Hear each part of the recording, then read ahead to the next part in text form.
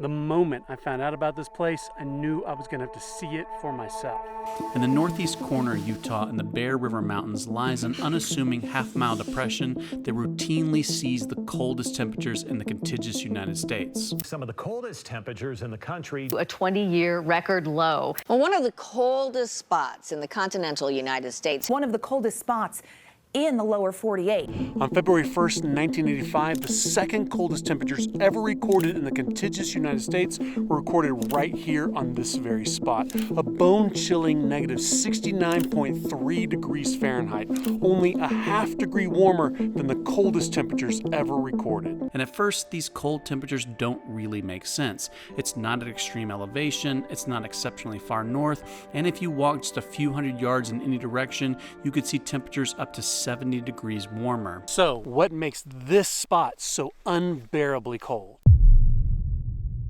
This is Peter Sinks, a naturally forming limestone sinkhole sitting at 8,100 feet of elevation. But contrary to what you might think, it's not the elevation that makes it so cold, but rather its unique geology. You see, this whole half-mile depression is a giant lake, but not full of water like most lakes. Instead, it's full of cold air that pools down on the bottom, just like water would if it wasn't for the limestone drain. You see, cold air flows a lot like water. You'll notice if I take this pitcher of dry ice, I can even pour it out like water. And if I pour it out over this sandbox mountain, it flows down the canyons and gullies and even pools into lakes like water. This can happen anywhere there is a natural forming depression, and a lot of farmers are familiar with the concept of a frost hollow, where cold air settles, making it difficult to grow crops. Peter Sinks is very similar, but on a much larger scale. Unlike most geographical depressions, Peter Sinks has no outlet,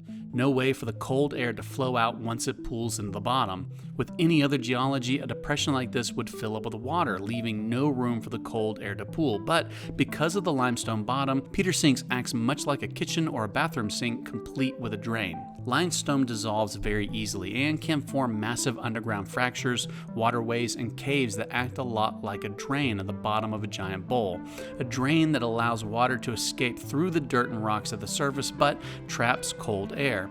As a result, more and more cold air flows into and settles into the depression, making it colder and colder until a good strong wind comes and blows it all out. In fact, the Utah Climate Center has placed 2 weather stations, one at the bottom of the sink and one near the rim. These stations not only monitor the temperature difference between the bottom and the rim, but also the wind speed. As wind speed drops, so does the temperature difference between the rim and the bottom.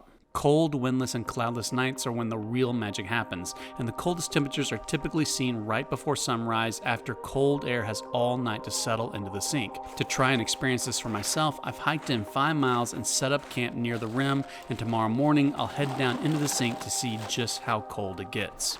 Anytime you're dealing with below freezing temperatures, moisture is always a concern. And it's important to make sure that you've got good functioning waterproof layers. The only problem is even high-end gear won't stay waterproof forever, which is why I'm proud to have Nikwax sponsor this video. Almost all waterproof gear relies on a durable water-repellent finish to keep water beating up and rolling off the surface. This is important no matter what time of year it is, but it's especially important in the winter. I've had issues before where the DWR on my gloves wore off and then water soaked into the outer fabric and eventually froze. This not only made the gloves less effective, but stiff and hard to bend. Kinda important if you want to hold anything. Let this happen to your pants or jacket and you could be in serious trouble. But you can replenish the DWR treatment on your pants, gloves, jackets, and more at home with a wide range of Nikwax products. And Nikwax is PFC and PFAS free and has been since the company was founded. I've got a couple videos talking more about Nikwax that I will link in the description below. Go check them out at nikwax.com or just about anywhere outdoor gear is sold. Now, back to Peter Sinks. Okay, it is a little after 6 in the morning. The sun's gonna be up in less than an hour. So it's time for me to put on every single piece of clothing I have and head down into the sink.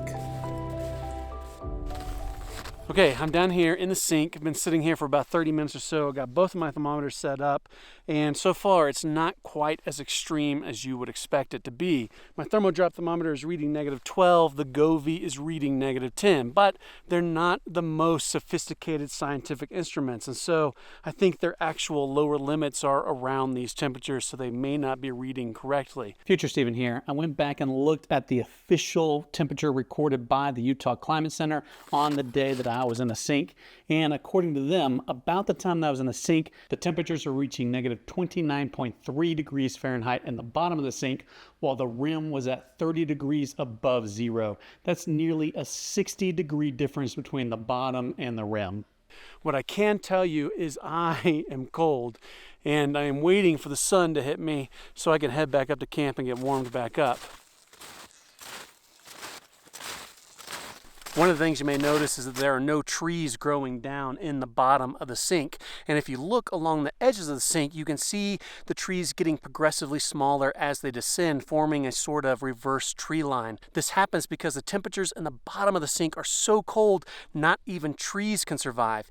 Even in the summertime, the sink will hardly go more than 4 days without seeing below freezing temperatures. Now, Peter's Sinks is the coldest and the hardest sink to get to, but it's not the only sink in the area. If you're curious about these inversion-creating sinkholes, there are 3 more down the hill just off the highway. South, Middle, and North Sink are easily accessible from Highway 89, and in fact, the highway drives right through the center of the North Sink. Okay, that is about it for Peter Sinks.